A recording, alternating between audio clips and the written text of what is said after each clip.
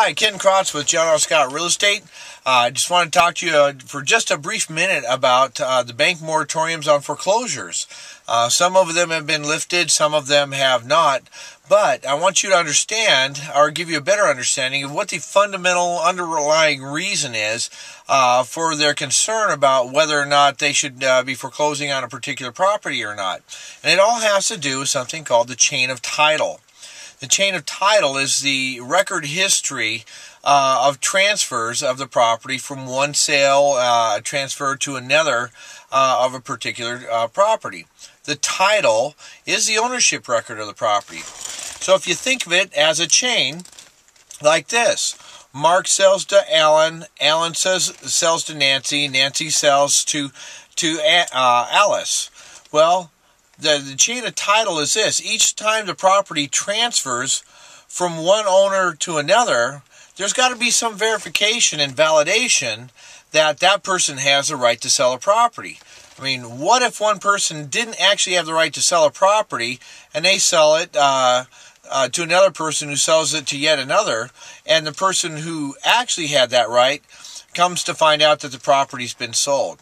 Yeah, you end up with lawyers, you end up in court, and the people that subsequently bought the house are buying with a fraudulent title. That's why in the state of Washington, you have to have title insurance with this transfer of your sale to make sure that the person selling you the property actually has the right to do so. So what happens with the banks is they have these robo-signers signing 10,000 documents a week, and they're just clicking away, signing with digital signatures for the foreclosure, which ends up in a transfer of title at a foreclosure sale.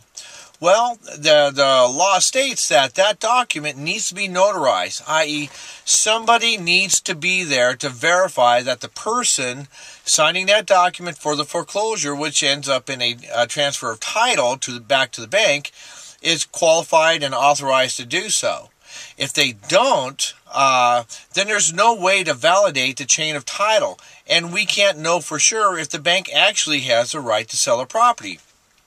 So the robo-signer is going through there and signing documents, and without a notary validating that signature, what happens? The chain of title breaks. Title companies can't insure the title, and the buyer of the property, buying the property from the bank, can't be confident that the property that they're purchasing is a valid transfer. So, hopefully that'll give you a better understanding of what's causing the banks to stop the foreclosure. If the title is challenged and the banks can't transfer the properties, they're stuck with a property that they can't sell and they can't get their money back. Smart move on their part to stop the foreclosure process. Not so smart for them to have a robo-signer signing 10,000 documents a week. At any rate, this is Ken Krotz with John R. Scott Real Estate. Feel free to call, text, Twitter, or email me. We're always here to help. Happy to answer your questions about these subject matters if you care to call. Have a great day.